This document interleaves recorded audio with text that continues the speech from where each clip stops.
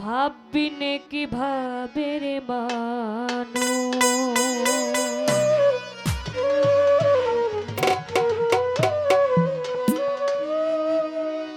ধরতে পারা যায়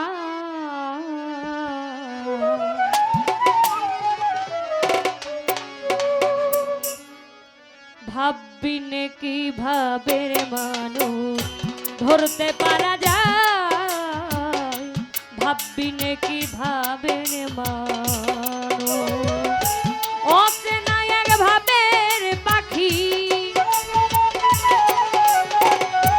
অচেনা এক ভাবের পাখি হৃদাকাশে উড়ছে ভাববিনে কিভাবে রে মানুষ ধরতে পারা যায় ভাববিনে কি ভাবের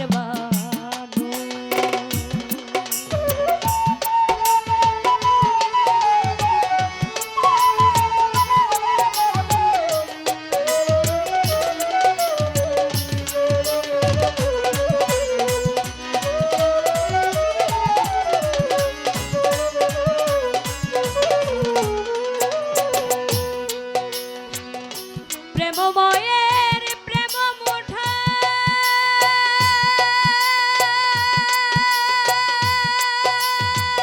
দেখবার আশায় কতই দুঃখ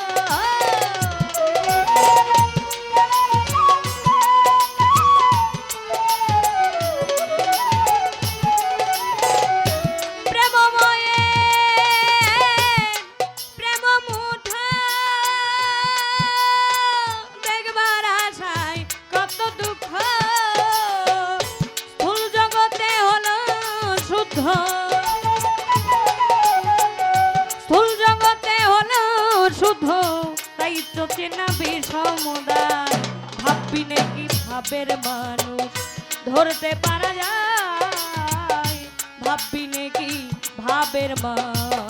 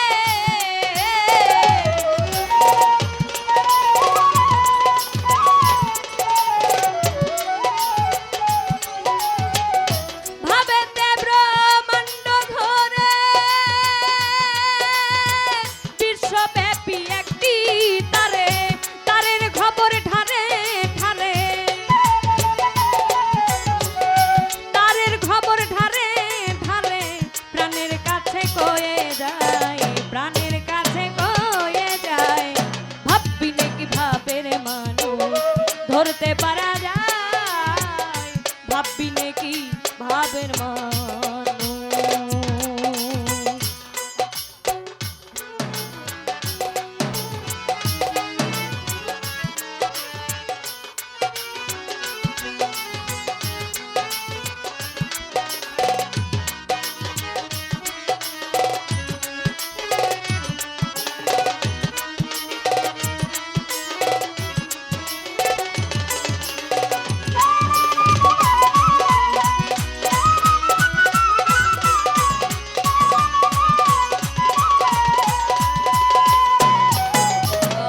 ভাবের সাগর গভীর ভারী সকলের ঘটে না পারি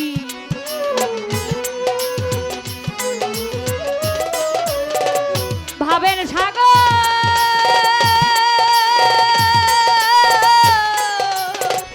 গভীর ভারী সকলের ঘটে না পারি প্রেমিকেরই ভাঙা তরি, প্রেমিকেরই ভাঙা তরি, ভিন বাতাসে উজান যায়, ভিন বাতাসে উজান যায়। ভাববি নাকি ভাবের মানুষ ধরতে পারা যায়, ভাববি নাকি ভাবের মানুষ।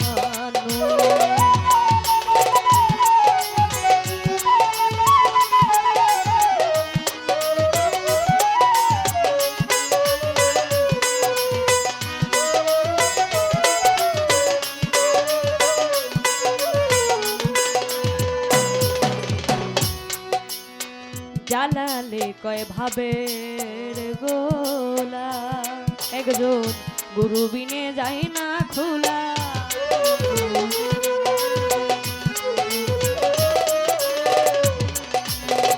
জালালে কয় ভাবের গোলা, একজন কামেল গুরু বিনে যায় না খোলা। দুই চোখে পড়েছে ধুলা, মন মজলো না চরণ সেবায়। আসলে মনটা তো কারো কথা শোনে না, এই মনটাকে বাঁধতে হইলে একজন কামেল মুর্শিদের প্রয়োজন। আমাদের কাদরিয়া তরিকার ইমাম সাহেব গাউসুল আজম শেখ সৈয়দ মীর মহিউদ্দিন আব্দুল কাদের জিলানী রহমাতুল্লাহ আলাই, ওনার কাছে একজন হিন্দু ব্যক্তি বায়াত গ্রহণ করার জন্য এসেছিলেন। যখন বায়াত গ্রহণ করে তখন বলেছিল, যারা আমার এই বিষয়টা দেখেছেন দয়া করে আমার ফ্যামিলিতে এটা কেউ জানাবেন না, কেননা তিনি ছিলেন হিন্দু, আর হিন্দু ফ্যামিলিতে কেউ যদি মুসলমান হয় তাহলে কি হিন্দু পরিবার থেকে তাকে কি ত্যায্য করে দেওয়া হয়। তখন বলে, আমার বিয়ের উপযুক্ত একটা মেয়ে আছে, তাই আমার পরিবারের লোকজন যদি জানতে পারে যে আমি মুসলমান হয়েছি তাহলে কি আমার মেয়েটাকে বিয়ে দিতে পারবো না। এজন্য তিনি বলেন,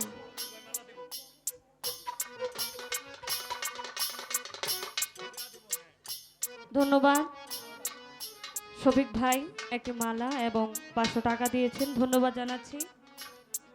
ভাইয়ের সাথে যারা আছেন তাদেরকেও ধন্যবাদ। যে কথাটা বলতেছিলাম তা আসলে বাবা ছোট্ট করে একটু আলোচনা রাখতে চাই, কেননা এখানে জালাল খা বলেছেন একজন গুরু বিনে কি ভাবের গোলা খোলা যায় না, একজন কামিল মুর্শিদের প্রয়োজন। কি হয়, যে কামিল মুর্শিদের প্রেমে মস্তে পারে তারে কখনো চিতার আগুনে পোড়াইতে পারে না। সেই হিন্দু ব্যক্তি যখন মারা যায় তখন তার পরিবারের মানুষ, হিন্দুরা মারা গেলে যেমন চিতাই নেয় ঠিক তেমনি ভাবে চিতার আয়োজন করে তাকে যখন চিতায় রাখতে যায় তখন ওই কাঠে যখন আগুন ধরায় একবার, দুইবার, তিনবার, এরপরে আর আগুন একবারও ওই গায়ে আগুন ধরে না, আগুন লাগে না। এরপর হিন্দু পরিবারের লোকজন চিন্তা করলো, এই সম্প্রদায়ের লোক যদি আমরা পুরাইতে না পারি তাহলে কি জলে ভাসিয়ে দিতে হবে। সেই আয়োজন করে আবার জলে ভাসিয়ে দেয়। তখন আবার বড় পীর আব্দুল কাদের জিলানী রহমতুল্লাহ আলাই দেখে তার ভক্ত পানিতে ভাসতেছে, ওই লাশটাকে এনে কবর দাফন করে। তো বাবা এখানে বোঝাইতে চাইলাম, একজন ভক্ত যে প্রকৃত ভক্ত তার মুর্শিদের প্রেমে পড়তে পড়তে আঙ্গার হয়ে যায়, তাকে কি দুনিয়ার কোনো আগুন ছুঁইতে পারে না। সেই ভক্ত কয়জন হইতে পারে? সেই ভক্ত হওয়ার জন্য কিছু দিক নির্দেশনা থাকে, আমাদের জীবনে চলার জন্য যেমন কিছু নিয়ম থাকে। বাবা যান, এই দুনিয়াটা 2 দিনের মাত্র, এই দুনিয়াতে আসলাম আর গেলাম, যদি কিছু না করতে পারি তাহলে সব কিছু বৃথা। এই মানব জনম আবার হবে কি না? তাই এই যে জনম পেয়েছি সাধের জনম, এই ভবের জনম যেন বৃথা না যায়, তাই একজন কামেল মুর্শিদের প্রয়োজন। কি ওই গুরুর উপাসনা নিয়ে ওই মোতাবেক চললে এই দেহের এই আত্মার মুক্তি হতে পারে। এখান থেকে এই গানটা।